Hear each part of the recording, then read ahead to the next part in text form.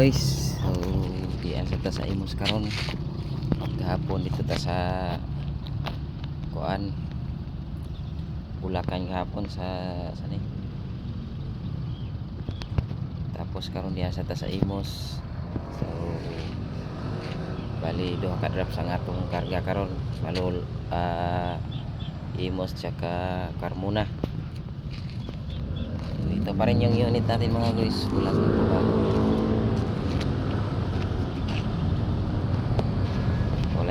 Kulay violet.